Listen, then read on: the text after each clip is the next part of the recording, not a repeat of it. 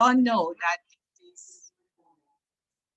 this is our bi-weekly Dara Prim that we all look towards to, where we bring people of different expertise to come onto the platform to share their unquantifiable knowledge and experience with us so that we know what we can do, what is out there for us to do to move from where we are to where we want to be. So today is not going to be an exception. We brought someone of what our people will call caliber and timber. You know, is someone that is ready to share his experience with us as it relates to recycling. So as you remember that in the past few weeks, I think we've actually brought someone in that field too, who came here to share his experience with us. So I will employ each and every one of us to actually be ready to take notes and tap out of this experience of guests for today. So without any further ado, let me call on Mr. Ayode Abdurrauf to introduce our guest of today. Mr. Abdurrauf, over to you, please. Thank you, Mrs. Bumin Abdurrauf. Our participant today, very sorry for delay in starting, as Mrs. Bumin has said. I'll go straight to introduce Dr. Femi Adegoke. Uh, First, you know our usual trend on this platform. We always look for the best, and we have to go for a real professional, a consultant in the field of recycling, and that is our Mr. Dr. Femi Idowu Adegoke, who is a charter waste and environmental sustainability consultant. So definitely is an expert in the field. Dr. Femi Idowu Adegoke, as I said, charter waste and environmental consultant. He has master's and professional doctorate degree in management and waste professional development and various professional development, sorry, both in United Kingdom and Nigeria, with of diverse knowledge of consultancy and operations in in in in environmental sustainability industry. He is an executive director of EcoWorks. EcoWorks is a company. EcoWorks is a company that deals in waste, solid waste to secondary raw materials. So he is in the field, and apart from that, he's the president of Lagos State Recycle Association. So he is apart from being academically sound, he's a practical person. So I won't waste time. Dr. Femi Idowu Adegoke is here for us. So you can go ahead, Mrs. Bumi. Okay, thank you very much, Mr. Abdurrauf. So, doctor, without any further ado, kindly unmute yourself and the platform is yours. Okay, thank you very much. The organizers, Think Startup, and then Mrs. Bumi Abdurrauf and Mr. Ayodeji Abdurrauf, and everyone that is present. It's an honor to be here to share one or two things that I've come across in life with waste management and basically recycling and focusing on plastic recycling. So let me first apologize. I think I came a bit late because my network was playing off, and I hope we can make a start as soon as possible. Let me see. Let me share my slides. So, okay, 1 minute. Let me see. How do I do that? Okay. Share my slide. Share screen. Okay.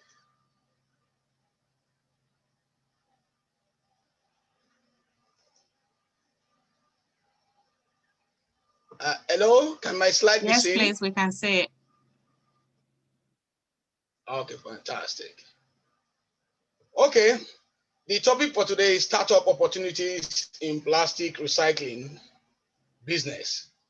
So the next slide is just to show us what we're dealing with when it comes to plastic waste. We all are aware of the menace that plastic waste has caused to the environment, not only Nigeria, globally. It's huge problem for the people in the society. I'm getting a feedback. Let me quickly see how I can stop that. Hello, can everyone hear me? Yes, please, we can.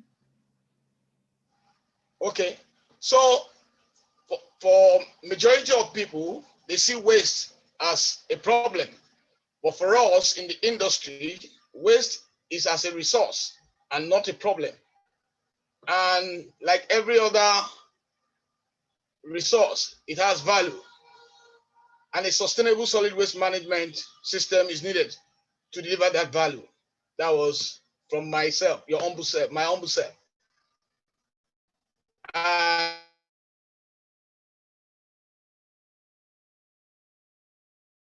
On what is recycling business? Recyclable waste materials to create same or new useful products. What do I mean? What we mean in that aspect is that what you discard as waste is actually someone else's resource to make or remake a new product. So waste is not actually waste until it is completely wasted. So waste recycling is today is the most sustainable accepted way for managing municipal solid waste. There are different recyclable waste. So we're going to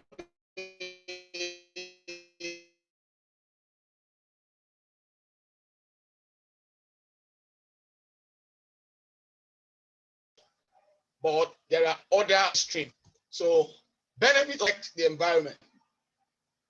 Protection of the environment cannot be overemphasized because we are all aware, or most people are aware, of the impact of climate change. And waste management play a great role. The indiscriminate waste dump and littering constitute a huge impact on climate change. Because when you dispose your waste indiscriminately, it clogs our drains, and from there we have flooding. There are other waste that we take to dump sites that are not degradable, and they emit what we call greenhouse gases, and those greenhouse gases deplete the ozone layers, and then we have a climate change. So when we begin to recycle, and you have a business, whether you know it or not, you are already helping in protecting our environment. Secondly, it says it conserves natural resources. For example, when you recycle paper, it saves cutting down new trees. And we all know that trees are very important to the environment's sustainability, because what the tree releases is what we as humans take in, and what we exhale is what they take in for their food. So when you do that, you're conserving the environment. When you recycle, or you have a recycling business, then it creates job and business opportunities. And it creates job. If you start a recycling business, just like any other business, you have to have what they call value chain. There are different phases in recycling business. You can start from collection, you can start from aggregation, you can start either from process.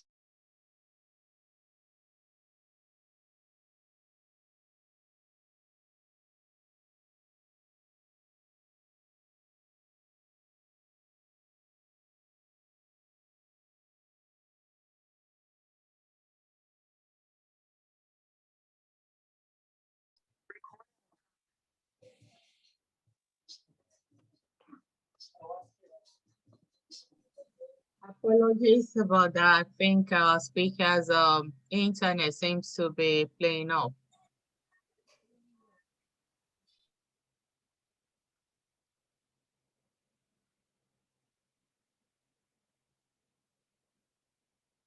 It's trying to log back in.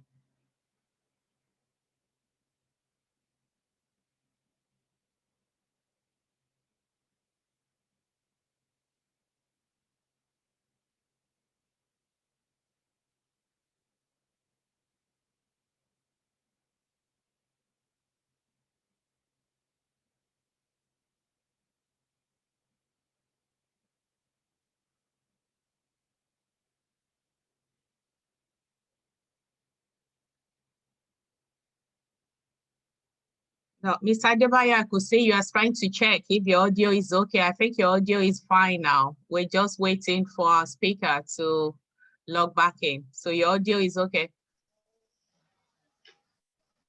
Okay, it's back on now.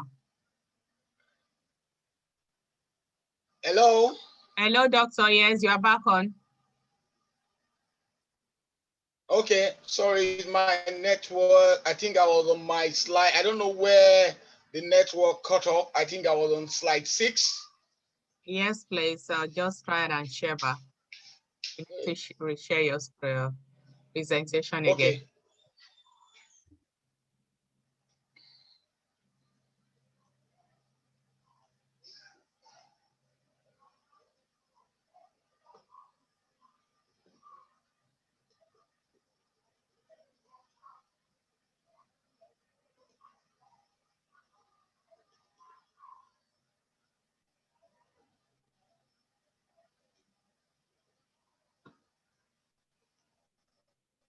Still waiting for you to share your screen.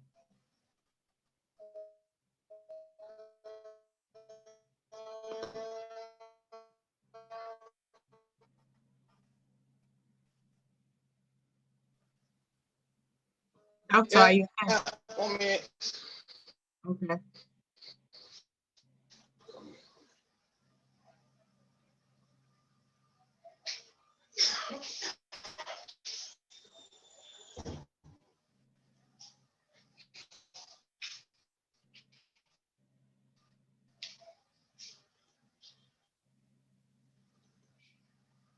On.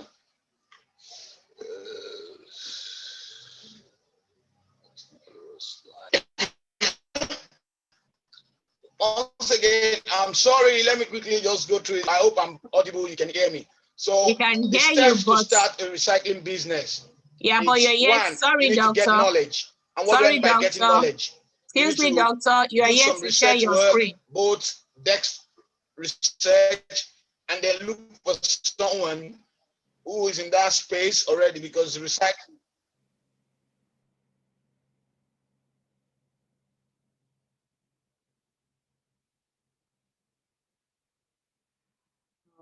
It's gone again.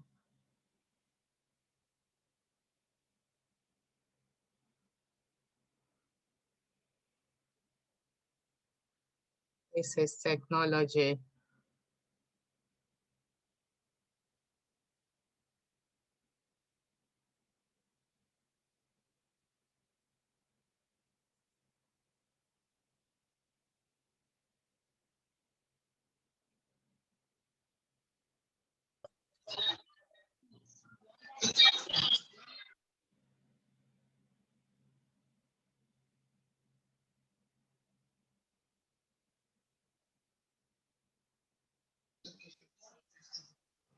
Okay, I'm back on now. Yeah, just share your screen, please, doctor. Okay, I'm going to share the screen now. Okay, can you see my screen now? Yeah, that's fine. Okay, so I was saying steps to start recycling business. So we need to get knowledge. And what do I mean by getting knowledge? You need to do some desktop research work. There are a lot of articles, papers, research papers on waste management and recycling. And then you need to get the practical knowledge by, there's quite a few people in Nigeria who are into recycling space now. You can actually get mentorship or do what we call volunteerism. You get volunteerism. You go for volunteerism. You volunteer with a recycling company, and then you will be able to get the first-hand knowledge. And the second one is find a niche. Like I said, recycling has different aspects to it, either collection, upcycling, aggregation, pre-processing, and manufacturing. During your research and knowledge, and then your mentoring and volunteering, you should be able to create a niche for yourself, because let's not deceive ourselves. Recycling is a growing industry and is a competitive industry. You must know your area of strength and know, this is what I want to do, this is what I can do. And then you start from there. You create a budget. Okay, am I starting small? Do I want to go medium or do I want to go big scale? So you can actually start recycling as an SME. You can start small and then you grow in phases. You can start recycling in modular system. So you can have your budget as minimal as possible. Then you create a business plan like any other business. You don't just go into it without a immediate, medium, and long-term plan. So you need to create a business plan for your recycling business, and then you get capital for your recycling business because without capital, you cannot go too far in starting any business. No matter how big or small the capital is, you need to invest something in it, and that is what is going to drive you. And even in later, as your business grows, it is that your initial investment that will drive further investors to come to you or want to partner with you or want to work with you and grow the business. So, and then the next one is register your business with CAC. For you to be a business, it has to be registered. It has to have documentation because if you're not prepared, because they say preparation meets opportunity is success. So when you're prepared and the opportunity comes, then it is definitely going to be successful. So the next slide, after you register your business, is the okay. The next slide.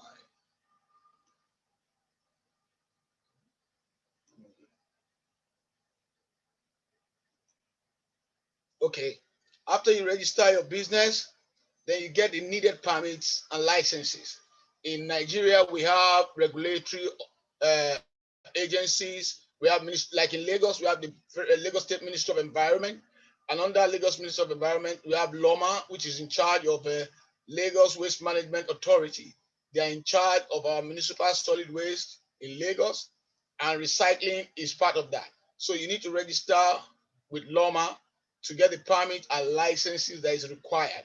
And if you want to operate outside Lagos as well, you need to register with the federal body, which is NESRA, the National Environmental Regulatory Agency in Abuja, the standard agency in Abuja. You register with them as well. So even in Lagos, you can register with LASEPA, Lagos State Environmental Protection Agency. All these permits and licenses will enable you to operate your business with little or no age. So you are up to date on your documentation.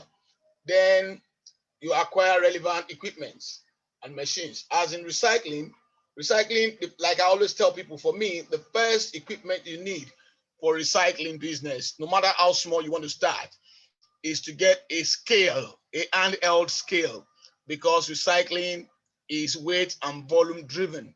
The industry is weight and volume driven. When we get to the nitty gritty, you cannot say you want to go into recycling and you don't have a weighing scale. Even just collection at the doorstep or at anywhere, you need to weigh your materials to know the quantity that you have, and then the quality now comes to play. Then location and space. You need location, you need to identify where do you want to operate, and then the space. And no matter how small, you need space to start this business in recycling. And then after you put all that in place, then you go into recruitment. You need to have employee. You can't do it alone if it's a business. If it's a business, then you need one or two. You can start with 2 employees, and as you grow in the space, in the industry, you're going to bring in more people on board. Then promote your business. You have to promote your business because there are a lot of manufacturing companies out there that need what you are doing. And what do I mean by that? You need to put yourself out there in this, keep knocking at the door, and you will get a response. You need to take sampling of what you're doing, go to manufacturers who needs this plastic or whatever waste stream that you're recycling for their own raw materials, because you might decide that you want to do plastic, you might decide that you want to do paper. There are industries, manufacturers out there who need these materials. But if you're not known, if you're not being promoted towards them, they don't know you exist. So you need to do that. You need to do a bit of a promotion. You need to promote your business, brand your business.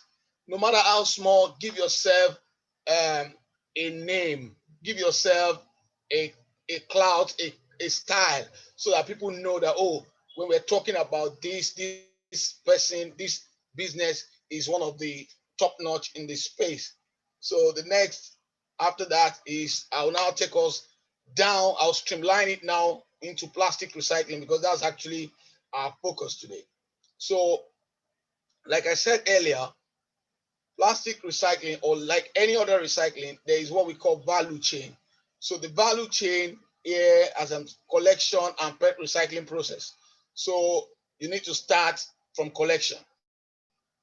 You can decide that all you want to do is collection. And there are people in that space, both formal and informal. For years now, growing up as a child in Lagos, then we didn't even know that it was recycling. We see all those old elderly women who go around buying bottles. It was glass bottles. I didn't grow up with so much plastic that we see today.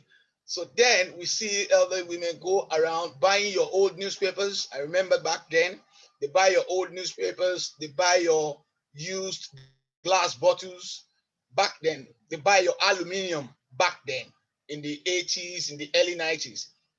They were doing that for recycling purpose. So they actually started as an informal sector from collection, and that's the first phase. So they are collecting, and that means there's someone who is of taking whatever they are buying off you at a different price from them. So there's a margin they're making. That is still on. The people we call Bola today, they are the ones who have taken over that space in the informal sector. They are called scavengers, but I feel that name is derogatory. We call them waste pickers. So, and you see them on our streets, we see them on our dump sites. So they pick these recyclable materials and they forward it to the next value chain, which is the aggregator now. There's people we call aggregator. They now either decide they want to sort it and sell at loose PET. That's what I'm streamlining into plastic bottle now. It is now being sorted into PET bottle, different colors, remove cap, remove label. But if it's left like that, then it's loose. Then in that loose form, because you have added values to it, then that's another business on its own. Then the next one is the bale PET. The aggregator can go further get a machine to bale. That's a compacting machine. A baler is a compacting machine, basically for managing space. It is needed to manage space. So you can compact the plastic waste into like a cube box form, and which is easier to move rather than to have the plastic in the loose form. That's it. Then the next one is the crush PET, which is PET flakes.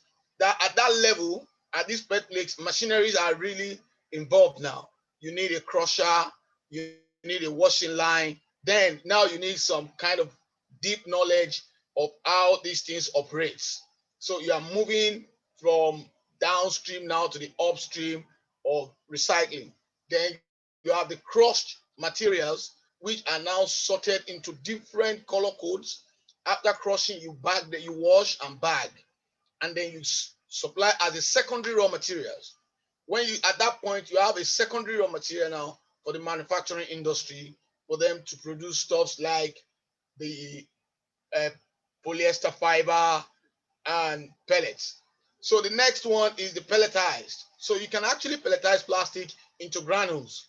They will now be like your granules. That's the next level, which is now another source of raw materials for manufacturing industries as well. So these are basically the value chain for plastic recycling, and it gets to the manufacturer who actually now produces a new or same product from the uh, collected, sorted, crushed, pelletized plastic waste. So the next slide is just to show us pictures of what I've been talking about. This is a bag PET bottle. You can see them different colors. They just bag like this, mixed together.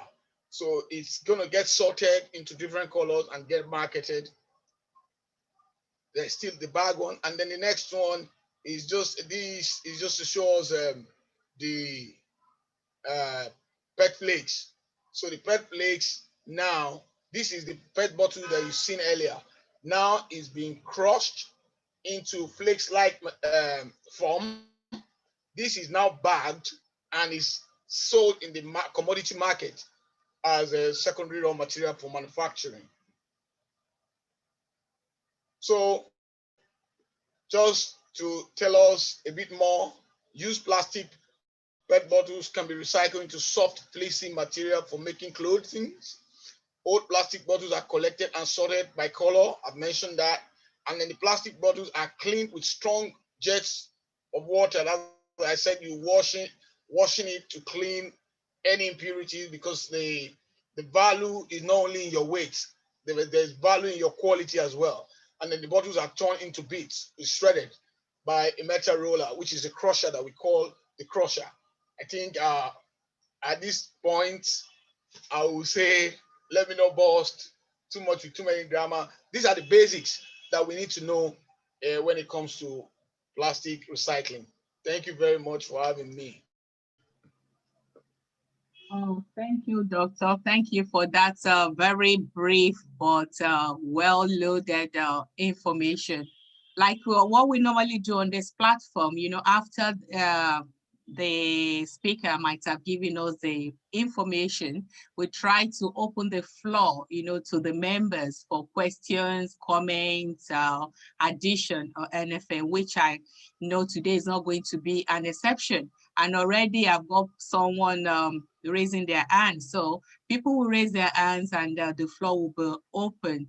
So, but before doing that, let me make a start.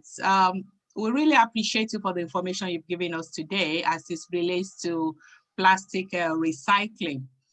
But looking at this process, assuming I'm interested, but at the same time, I don't want to be an entrepreneur. I want to be an investor. What are the opportunities that are open there in the recycling industry for an investor?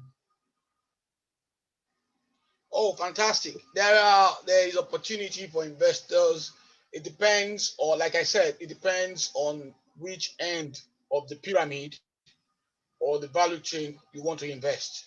Some might want to just invest at the bottom of the pyramid, which is the collection or the aggregation.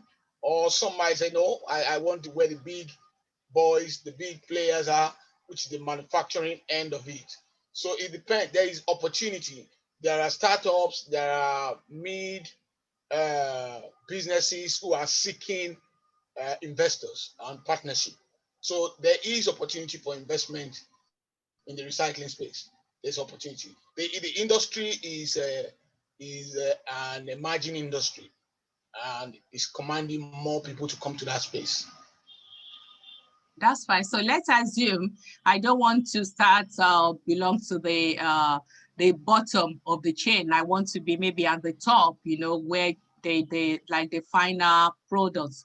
Like as an investor, how much are we looking at? How much do I need to put in, maybe to go into partnership with the entrepreneur?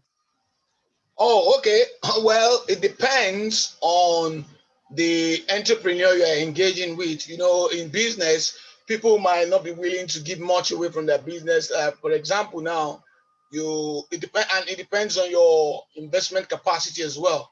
Let me just give an example. Someone now who is is doing the crushing of pet flakes into flakes for export, and the person needs a volume to be able to make the right profitability when it comes to exportation. Then you want to come into that space. The person is going to tell you the areas in his investment. Is it machinery? Is it operational cost? Is it capital investment as well? Or is it what? It depends on the need of the need of the the business and your capacity as an investor. The opportunity is huge. If you like I said, someone is doing 20 tons per month, and you are coming with the big money and you're saying, I want to invest, can we do 250 tons a month? The person has to be sure he's going to get the raw materials, because you're just going to do the money on the table or put the machinery. So it's the onus is still on the person who is going to do the daily operation to be able to understand that, oh, if I get this machinery or this finance, where am I going to get my feedstock from to be able to meet the expectation of my investor? So yeah, it is doable at that end, but there's quite a few job or work to be done. Yeah. Okay, thank you very much. Mr. Uthman Animashan, kindly unmute yourself to ask your question. Thank you, Mrs. Bumi. And thank you, our resource person for today. I have a request and one question. The request is that you talked about volunteering as one of the ways that one can learn this job. So I want to request that can you please accommodate someone like me that is in your own space that is interested in volunteering. If I can link up with you, maybe you can give me. Oh, no, that's I like that. I'll give you a quick example. That's fantastic. That can be done. I got my first job that way. In United Kingdom, I was a student. I was a master's student, and one of my lecturers came into the classroom and said he was leaving the academia for the waste management consulting, and he said, "Who wants to work for him?" Everyone thought he was joking, and even me myself, I just jokingly raised my hand, and I got a job without interview as a volunteer with him. And here we are 20 years, 19, 20 years down the line. And that's how I actually got into waste management. So yes, it's volunteerism. You are welcome. We need more people in this space because together we can do more. You're welcome. Okay, thank you. So I will get your contact from. Absolutely. Okay. Absolutely. Okay. Thank you. Now my question is that it baffles me that if this business is so lucrative as you have painted it, and the challenges are not so. I know there are challenges in every business, but the issue there is that why do we still have a lot of waste, especially in Lagos? We still have a lot of waste on the roads, and so what's happening? Okay, two things. I'll say two things. Knowledge and attitudinal change. You know, for a very long time, a lot of people don't have the right knowledge of what can be done with our waste or our waste meant to manage our waste. Even though Lagos is leading the pack in the country, I can tell you that in Nigeria today, the best waste management system you find in Nigeria is in Lagos. And I know that is still below par as well. But Lagos is striving to meet the global standard as it comes to waste management. But the major problem is knowledge and attitudinal change. I am an advocate of continuous knowledge acquiring and behavioral and attitudinal change advocacy in our country. I agree with you 100%. A lot of people don't know. And I always give this example. If you look at the people we call the informal sector, they are in that space. We look at them, we look down on them, but a lot of them are using that business that they do to feed family, to sustain themselves. I've seen someone who is in that space who sent himself to school to obtain his first degree and second degree in this country from doing informal sector recycling in Nigeria. So it's just the knowledge and the attitudinal change that we need to begin to have a paradigm shift. The paradigm has to shift from take, make, and dump. We need to begin to take, make, and remake and reuse. So we must have a circular economy. Until we begin to say that to people, and people understand that recycling can actually be a tool to develop a circular economy, then but I know we're in good hands. We'll get there. It's been slow, but the more like this kind of fora now, this kind of engagement we're having, there's quite a lot of people here who are going to begin to think about it. I know people will go into research, develop themselves, and then the opportunity is abound because the population is there. For any country that has the kind of population Nigeria has, we're going to generate waste. And for me, waste is not waste until it's completely wasted, and waste is a resource because what you don't need is actually my own resource. I hope I'm able to answer that question a bit. Yeah, I also Fantastic. think. Thank you. Yeah, that's good. Thank you. We've got Mr. Chams Omuyiwa. Kindly unmute yourself. Thank you very much for this presentation. It's very useful. I'm based in the UK, and I'm quite I understand all these recycling that's being said, and I'm interested in it because a few times I've also been to Nigeria.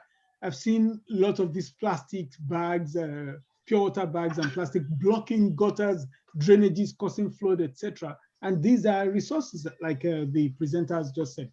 The question I have is, you have presented it without kind of introducing us to the cost implications. So for example, people who are picking this waste as the people who are picking the waste, how much do you buy a bag full of waste from them? Because that's income for those who are picking it. So when you convert it to pallets, that bag you showed us, how much do you make on that? Or how much do you make on a ton of pelleted plastics? Okay. And if you are setting up a company at the manufacturer's level, what do you need to set up a company and how much will it cost? So just some kind of ideas on that will give us some indications on how to progress. Thank you. Okay, fantastic. Thank you. That's a very good question. I didn't want to go into the deep economics of it, but the question rightly asked is, in this space, there is cost attached at every level of the value chain.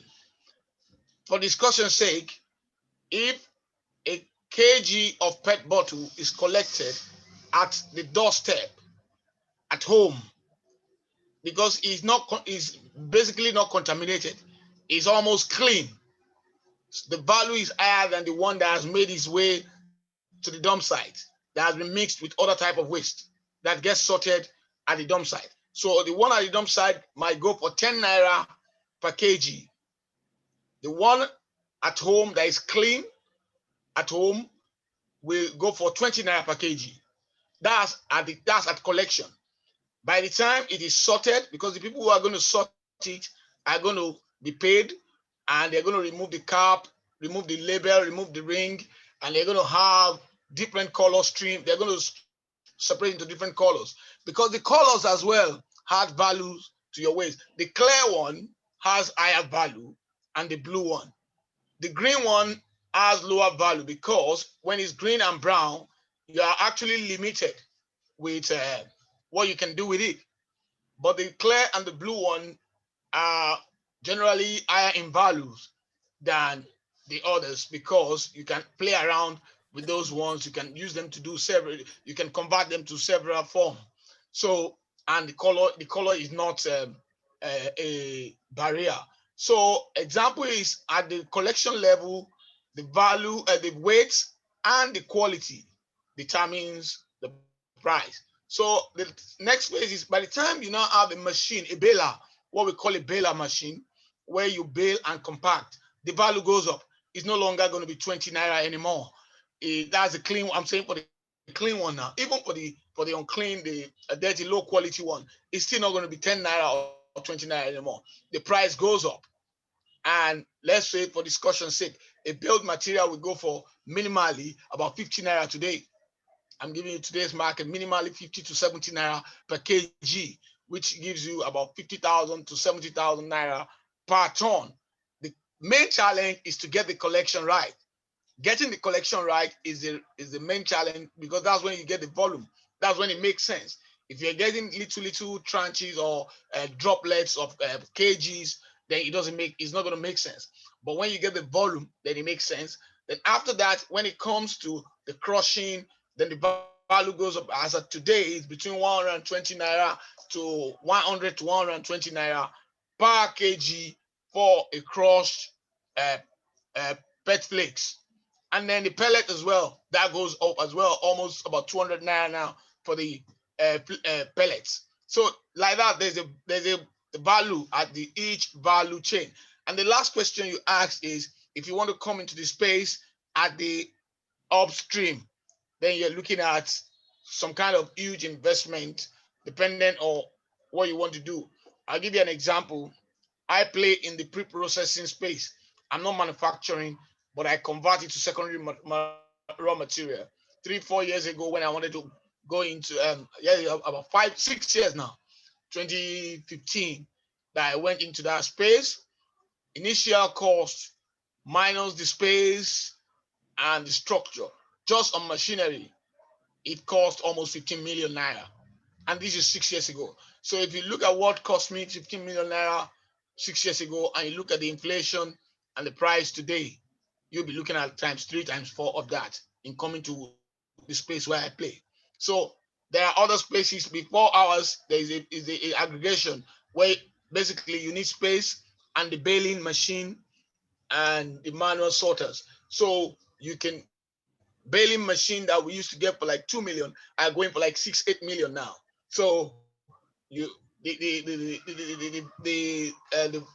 cost of investment varies along the value chain. I hope those figures I mentioned can guide you as well. Yeah, I think so. So, doctor, based on this, your answer to this last question, does that mean maybe as an entrepreneur thinking of going into plastic recycling, and I've got just maybe 20 million naira? So does that mean I won't be able to do anything tangible in this space? No, definitely you will do things tangible in this space. And that's one of the things I said in the presentation. Once you identify, you've done the knowledge, you've acquired your research, then you have to create a niche for yourself. And what's that niche is what you want to do. You don't wait with 20 million. I won't say you will not be at the collection stage. You know, it depends on you now. Do you want to be as an aggregator, or you want to come into the pre-processing space? Because it depends on the material you're handling as well. There is aluminum, there is carton, there is plastic, and there are different types of plastics. We have about 7 different classes of plastic, and they all have different values as well. But one of the major plastic that is a menace in our society today is the PET bottle. And like the last speaker said before about the pure water sachet, that's the low density polyethylene, because these materials are, I would say they are very affordable for manufacturers. Let me not say cheap. They are very affordable for manufacturers, and that's why we have them everywhere. And another thing that we're not still doing very well in this part of the world is the extended producers' responsibilities policy. Nigeria has EPR policy domicile at Nigeria, but the implementation is still at the scratching the surface, because there are a lot of manufacturers and producers who produce these materials that becomes problem to the society. There's actually a law that says they have to set aside some amount of finance from their profits or their revenue to clean up after. But we're not, that law is not being fully enforced yet. I know they're trying, there's a lot going on in that space, but we need more of enforcement and implementation of the EPR law in Nigeria. Wow, that's good. Thanks a lot, Doctor. I think that is it, because I don't seem to see any hands up again. So which means our people, they actually have understanding of what you try to say. Oh, I can see Mr. Shams Omuyiwa has his hands up again. Yeah, thank you very much. Just the last point you made about the producer's responsibility, because it could help the recycling society if producers they're held responsible and they're begging you to come and pick up these things from them, the cartons, the boxes and bottles, etc. So it can help. So what effort is your association doing, at least at the Lagos State government level, putting pressure to make sure that Lagos State itself can lead in ensuring that producers are made responsible for their waste? Fantastic, fantastic. Okay, our association, in collaboration with Lagos State Waste Management Authority and the Lagos State Ministry of Environment and FIBRA, that's the PRO for the EPR in Nigeria. They're not only in Lagos. FIBRA is the Food and Beverage Alliance. So there is an ongoing discussion on the plastic waste, Lagos State waste plastic policy. Lagos State plastic waste policy is coming to place. We are in discussion. There have been several stakeholders meeting, and that is coming to space. FIBRA, on their part, are doing so well so far with recyclers in Lagos by giving incentives through what we call subsidy to recyclers to be able to mop up and collect more recyclables from the environment. That is going on. But the challenge is the membership of FIBRA is still very lean compared to our manufacturing space. The number of membership is still very lean compared to the people who are actually manufacturing in this space. So I'm sure as a Lagos State Recyclers Association, and we have contributed our quota to that discussion, by the time the policy is ready, we know we are going to play a very vital role in the implementation. And going forward on that, Lagos has launched the Lagos Recycle Initiative, which it was launched last year, and we have introduced, Loma has introduced PACAM. PACAM is a recycling request app technology that people in their household can actually request for their recyclables to be collected. And recyclers, we go to the doorstep to pick up. And that is mainly to create a data bank and diverting our recyclables from ending up in the dump site. If we can capture them at home, from home, it gives the quality, and then it changes the behavior and the attitude of the residents or the people, the populace. So yeah, is an ongoing discussion, is an ongoing engagement, is an ongoing sensitization, especially in Lagos, as it regards recycling and the EPR. Yeah. Okay, thank you, Doctor. Ms. Aide Jabdurrauf, kindly omit your comment. Thank you. Dr. Femi Adekunle, thank you so much. First, we appreciate the opportunity you are giving some of our members on this platform to come and do mentoring. Many people are interested. I've been private chat by so many people now. I hope you won't be bored. We'll be sending the. No, I'm not the challenge. That's not a challenge. Okay. Because great. there are a lot of recyclers within the space, and as the president of the association, we look at their location and we can allocate to people to go and mentor. Okay. Secondly, it's just to acquire knowledge. Yeah. Why we have this platform is for a purpose. A purpose is that we have some members on this platform. Some are looking for opening to start something. Some are planning for retirement. Some are very young. They are looking for where to start something. So the question asked by Mr. Muyiwa is still not well answered. We love a situation whereby we understand what is the minimal capital required to start on a small scale, on a medium scale, and on a larger scale. Not every one of us can be on the chains. Okay. Then, I will say today. Sorry, let me just round it up so that I won't be bombarded with so many things. You said knowledge and advocacy, is the key to get this business on. And you really did mention what is of our concern to startup opportunities. That recycling is a tool for developing the informal economy. In most developed world, the so-called informal economies are formal, and that's why the economy is developing. That's why the economy will continue to develop. Because the large portions of economy is in the formal sector. Unless that informal sector is structured, there's no way we can have economy develop in many of our developing economy across the Africa. So it's of concern to us as Think Startup, and that's why we have to start this advocacy, this project, to get people aware. We more like what we're practically doing is this knowledge and advocacy. So in UK, in US, people that manage waste recycling are in the private sectors mostly. No, they are in the private sectors. Lagos State government is doing so well. They are leading by governor, but it's not government that can do it well in managing waste, because the informal sectors are the one giving support to what government is doing. And as soon as government break down, they too break down. But if it has been independent private sectors taking over this, like what you are doing, your advocacy, I think we can get waste management well, and then a lot of people in the formal sector can take, and they get more structure, and government will get more revenue than the way they are even managing it at the moment. Thank you. Okay. I'll start from the last one you commented on. I can tell you today in Lagos we have about 45 registered formal recyclers with Lagos State Waste Management Authority, and most are members of Lagos Recyclers Association.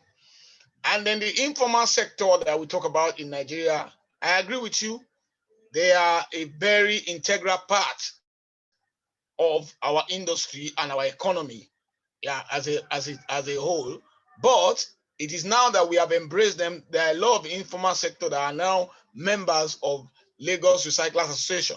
You find out that because we are looking at them from distance, we think they are not organized. They are actually organized. They have associations. They have membership. They have their own laws and rules. Yeah, it's an informal sector, but they are organized. So what we're trying to do now with the informal sector is to do what we like you said, to structure them. But what we're doing as the formal sector, working with the informal sector now, what I call it adoption. So we can adopt and work together. And by so doing, to a large extent, we can formalize them and then expand and grow the industry in that space. And I can tell you, Lagos State is like LOMA. They are mainly a regulatory agency, but they are playing a very vital role in getting the population, the Lagosians, the residents, to be part of recycling. But they are not the operational. They are not operational. It is actually the private sector who is driving this space in Lagos. And then the first question you asked about the minimum investment. If you want to come into this place, the minimum I'll say to anyone is, it depends, like I said, it depends. If you want to start collection, thousands, a few hundred thousands, you can start. It depends on the magnitude of what you're looking at. If you just want to start collection, space small, in a very, very small scale, micro scale, a few thousands will get you started. But if you have the big finance, 100 of millions, 200, 300 million of naira, we get you at the top of the pyramid. Yes. And the likes of 20, 40 million will bring you in the middle.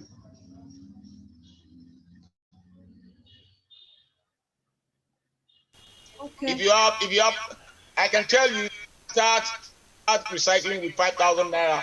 All you need is buy a scale and become what I call recycling hauler. All you do is go to people who aggregate and you buy up them and you resell.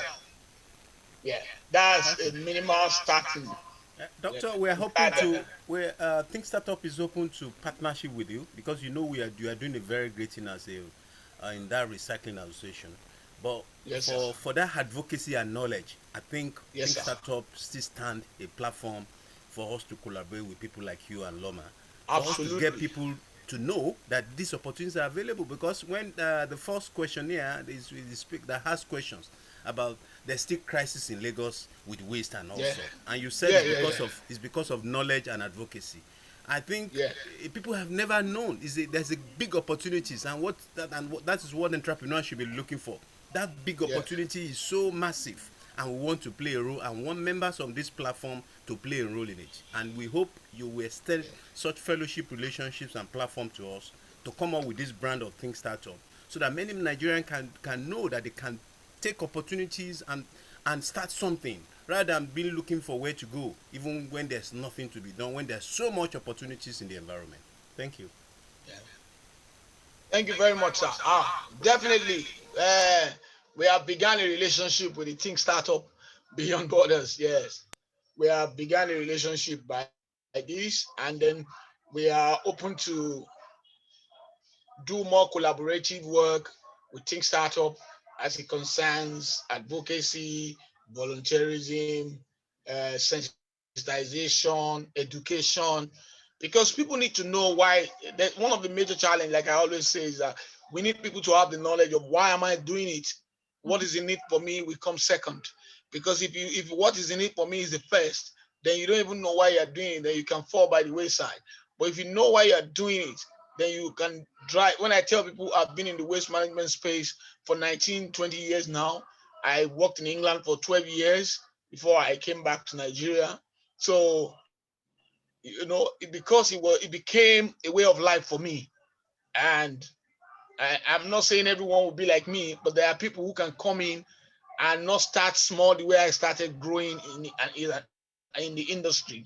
It's a career path for me. But it could be like Mrs. Bumi Abdurrauf said, for some people, it could just be investment. People just come and look for people who are knowledgeable in the business, who can manage the business, okay, and say, okay, I want to invest this and I want my return. And those are the ways we can grow the industry. Yeah, it's fantastic. We're definitely gonna work with Think Startup. Definitely. Oh, that's good. Thank you very much, Doctor. And thank you on behalf of Think Startup Beyond Border for the open check you've given us. We really appreciate that. And at the same time, I think I also agree with you. Anything one wants to do in life, having the passion is number one, but why? Why is really, really important. You need to understand why you're doing it. So along the way, nothing is going to be as easy as bread and butter, you understand? So when you are facing the challenges, but because you know your why, that will keep you going until when you get to your destination. So why is really important. It's not enough when you see other people doing it. You don't go into something only because of the financial gain, but because of the fact that it is something you want to do, you know your why or the reason where you're going to reach. So, and with that one, that will keep you going along the way. So having said that, I have to thank you very much, Dr. Olagoke, on behalf of Think Startup Beyond Border. We really appreciate the There's time. A question, sorry. There's a question in the chat room that I've just seen now. Yeah. The question says, what's the benefit of your association for someone joining the business? Oh, wow, that's a very good one. And let me quickly highlight the benefit. If you join in recycling business in Lagos, and once you have all the documentation registered with CAC, and you have identified that you're going to operate in Lagos State, you are definitely going to have to register with LOMA to get your licenses, and then it's a criteria to be part of the Lagos Recyclers Association. And there, as an association, we will hold your hand to grow in the industry. And that's one benefit. You can be attached to someone who's already in the industry to learn the rope, dependent on the area of the business where you're playing, learn the rope. And then secondly, you are, as a member, you are qualified to benefit from the state, Lagos State Waste Management, because members of the Lagos State Recycler Association, they get kind of subsidy from Lagos State government for what they're doing. It's not that you have to be part of the business and you have to come back, oh, you have done so amount this week. There is verification of that. And then you get some kind of incentives from the Lagos State government, which can help you grow your business as well. Even if it is your OPEX, operational cost, that will cater part of it. It might not be total, but those are the benefits. If you're not a member of our association and you operate in Lagos, you don't have access to such. And then there are other benefits like inter business relationship. We collaborate to work with one another. For example, if I need a material now, I look within my association first because we work together to grow the industry. So those are few of the benefits of a member of Lagos State Recyclers Association. Oh, that's good. I love that. So being a member of your association, you've got other benefits. That's good. So I think that is all as it relates to the questions. So, and as we know on this platform, we don't tend to take too much of the people's time. We want them to have time to do other things. I think something just came up. Okay, excellent. Thank you. I think someone is just trying to commend you on that. So having said that, Dr. Olagoke, we appreciate your time. Thank you for the knowledge and information you've come on board today to share with our members, and for the open check you've given the members of the platform as it relates to collaboration and working together. Thank you very much. And I hope next time when we call on you or any member of your association, you'll be happy to actually answer the call as you have done now. We really appreciate you for that. Thank you very much. And on behalf of Thinksters of Beyond Border, we wish you all the best. Okay, thank you very much. Thank you very much. I appreciate. Thank you, Ma. I appreciate. Thank you, sir. Thank you for having me. It's an opportunity to talk about what we're doing to the people so that people know what's going on in that space. Fantastic platform. Thank you very much, sir. Thank you very much, Ma. Thank you very much. We appreciate that. And to every members of the platform, especially to the new ones that just joined today, this is a platform, is a non-for-profit platform where we bring people of different expertise, different areas to come onto the platform to use it to give information to many people, both old and young, especially the ones that are in their midst as it relates to their career. You know, many people, they are thinking of retirement. They don't know what to do after retirement, which is one of the main reasons why many people, when they hear retirement, they don't want to retire because they don't know what to do after retirement. And even the young ones, everyone's will find it difficult to actually understand what their area of interest are or their passion, because they don't know that the information is out there. So this is why we have Thinksters of Beyond Border, for people to come up and share the knowledge, open our eyes to those things we never even thought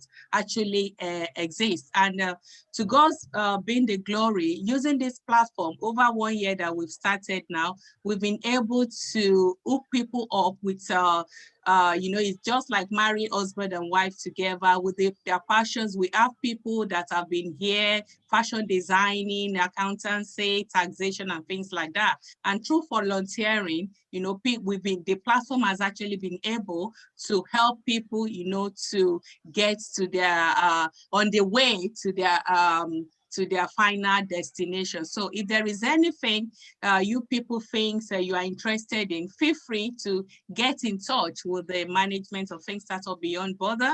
We are open to comments, to questions or anything, you know, we have open door. And at the same time, you know, we've got our websites. We've got our website where we're trying to drive traffic to, you know, when you visit the website, to have the information, the videos of our past guests that we've had on this platform for the past over 1 year.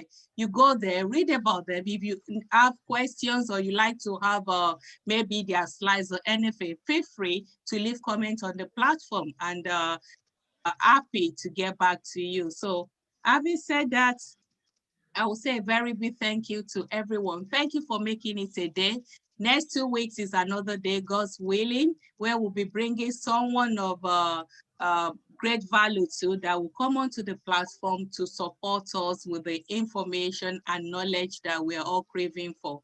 So till then, when we meet again, I say very big thank you and God bless to everyone. Thank you very much.